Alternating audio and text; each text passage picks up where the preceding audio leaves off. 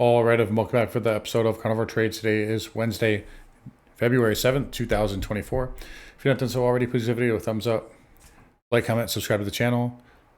Come find me on carnivoretrades.com for swing trading alerts, analysis, and live day trading. Anyways, let's get into it today. So markets here today, basically touching SPX 5,000. There's the spider, 498, 5,000. We are just a few points away. We got up to 499.89 on the cash S&P. And we got about 20 minutes to the close, so we'll see if they end up just kind of juicing it to get that whole round number. Obviously, the futures have already done that, so there's 50.17 right now. We hit that earlier today. Remember last week, last Friday, I believe, yeah, it was, we got up to 49.97. So we are essentially getting that SPX whole round number out of the way here.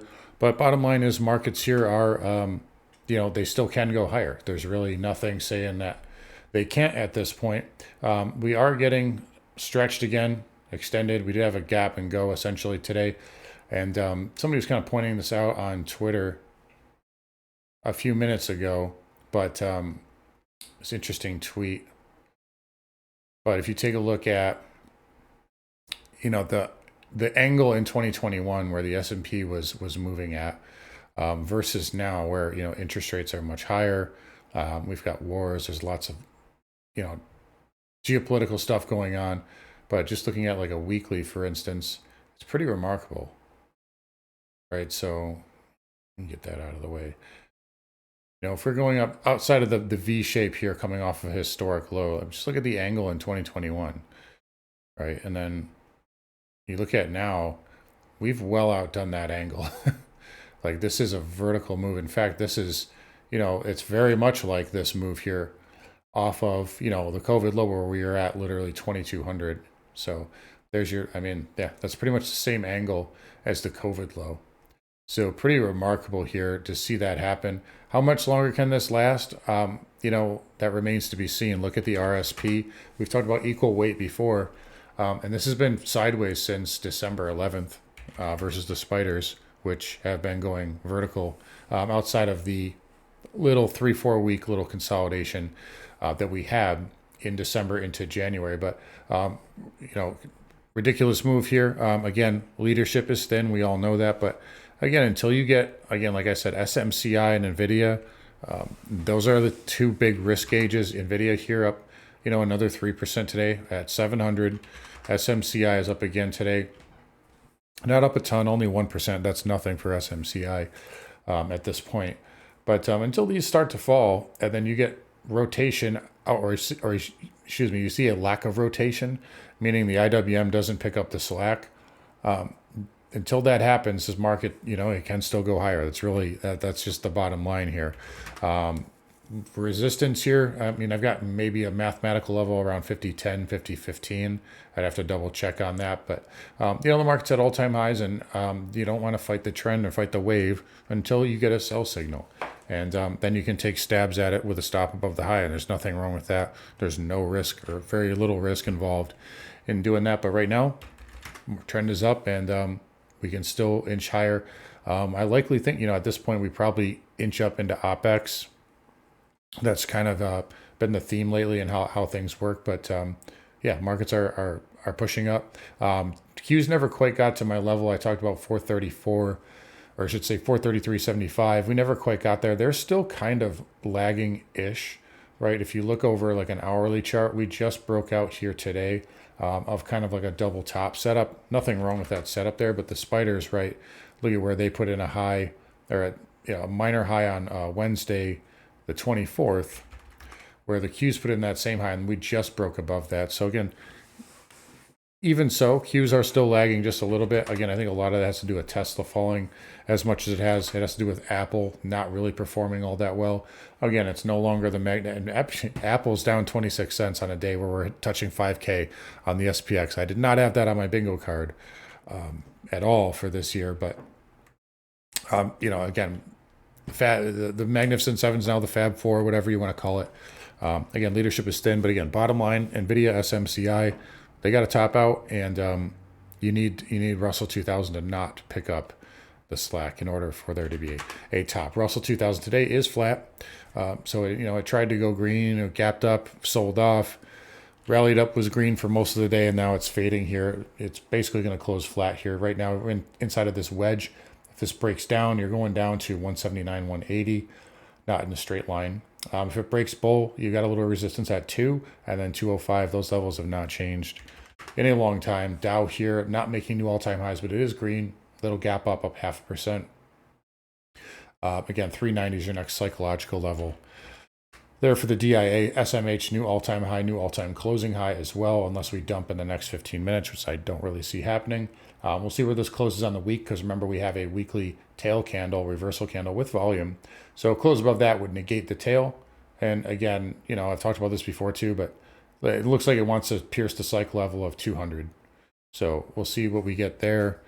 For those of you who follow the stocks, this is curling back up. Again, we'll say double top and then kind of like 4,600 there on overshoot. A lot of the bid today came from IGV. So IGV had a good outside move up 1 2/3.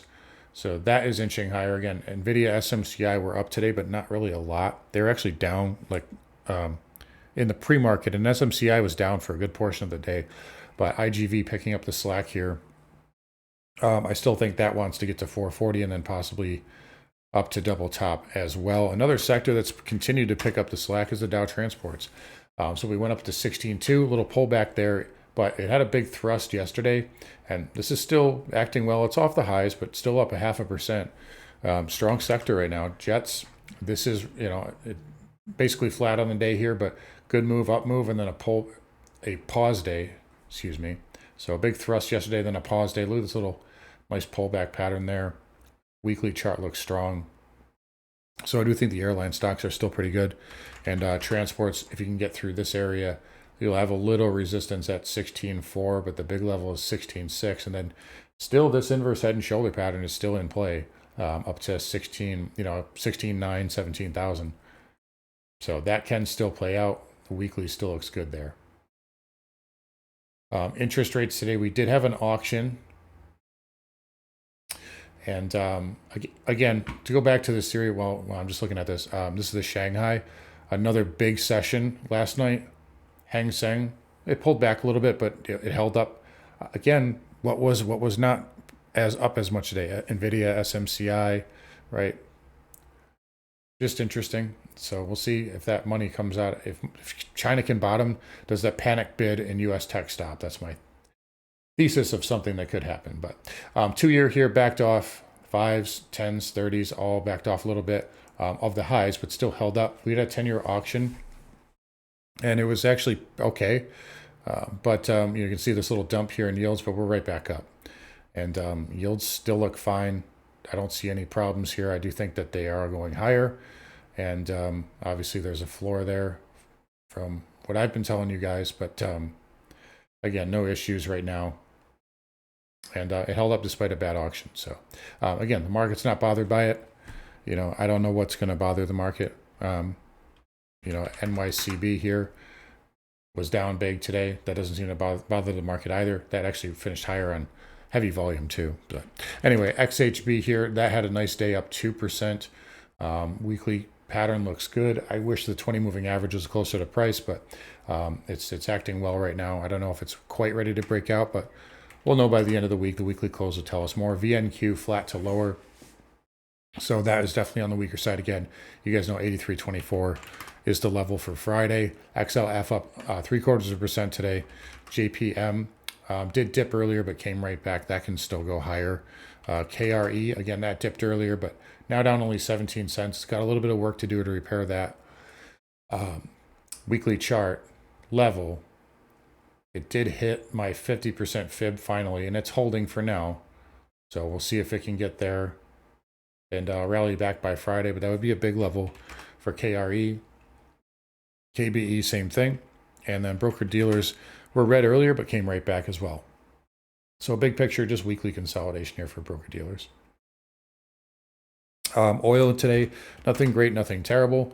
Just a little bounce. Again, I'm still expecting a retest of 75. I'm not so sure it can get through that, but I do think it gets up there probably by the end of the week. XLE green, again, that can stay firm. If that does stay firm, that can go higher. XOP, same kind of deal, up 1% of the day. I'd like to see it get back above this trend line here. Still a lot of resistance around 137. And then the OIH here, fractionally higher up 12 cents. You guys know I like this one, no problems there with that. It could still inch a little bit lower, maybe make one more low, but that's kind of all I've got penciled in for it at the moment. CCJ getting a nice bounce off the 20 DMA. Basically the same thing with the URNM. Again, weekly pattern on both of these is perfectly fine. Nat gas continuing to pull back, so we finally got that pierce of 2. I'm not sure whether I'm not sure if it wants to go pierce double bottom or if it wants to go a little bit lower. It's really hard to read with this contract gap here. It is getting attractive, but I don't really have a buy signal or a seller exhaustion signal on it yet. It may be getting close. We do have inventories tomorrow too, so a lot of the time, you know, if something pukes ahead of a volatility event, sometimes it'll go the other way, which this is doing. So we'll keep an eye on it for tomorrow. It is getting attractive, but it did finally pierce that $2 handle. Dollar index pulling back 15 cents, nothing terrible. If this puts in higher lows or consolidation, it can go higher. You can make a case too. It's not the best, but you can make a case that's kind of like an inverse head and shoulders. Not really the best right shoulder, but it could be a thing. That would be a mega price target if that plays out. That would take you back up to the highs. So, I mean, we'll entertain that. It's technically triggered, but if you get back below this line on a closing basis, it's negated. So, gold here, just kind of a soft day, down 50 cents. Again, I think yields in dollar putting pressure on gold right now. Silver needs to go lower. You guys know my level there. Platinum, a little bit surprising to see it come down as much as it did. Again, I don't really see much downside past 860 or 850. Palladium here. That came down as well. Don't see much downside for that past, I don't know, I have to look at the numbers again. Probably 8. We'll just say 850 for now. But palladium coming under pressure. I do think these are attractive down here, and yes, I still own them. Copper here coming into our level. So we'll see if it gets a bounce here, but it's very close to triggering this head and shoulder. So we'll watch for that. It could pierce that and then close back above. So just be aware of that as well. We're not entertaining this pattern until it's actually triggered. And it's already kind of oversold going into this level, so keep that in mind too. It may get a bounce here, but if it puts in a lower high, it could trigger there, and that would take you back down to the 350 area. Bitcoin, again, nothing. Well, actually, oh no, it is getting a bid now. Okay, so that must have just, yeah, so that just happened recently because it wasn't doing anything all day, really. So good move for Bitcoin. Again, we talked about this little micro inside bar. Why? Because you have this big red bar, sell bar with volume, and it needs to work through that, and it's working through it. So I know everybody freaked out when we dumped out, but weekly chart held up, and we're fine here. So this can still go higher. I don't see any problems here with Bitcoin. If we start to rip down and you get back below 40,000 or 39.9 on a weekly close, then it's a problem. But until that, this is still fine. All right, so we got about 7 minutes to the close. Let's see. Yeah, they're not going to, looks like they're going to pull the rug a little bit on that 5K handle. There's a lot of gamma up there. They're probably just trying to push it off. I wouldn't make too much out of it. Again, right now, you know, just give the market the upside bias until we get a high volume sell. The bears are generally not too sneaky, so when they make a move, it's pretty obvious.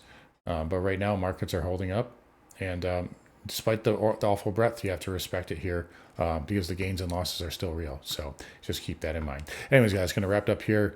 You guys take care. Come find me on carnivoretrades.com. Talk to you guys all tomorrow.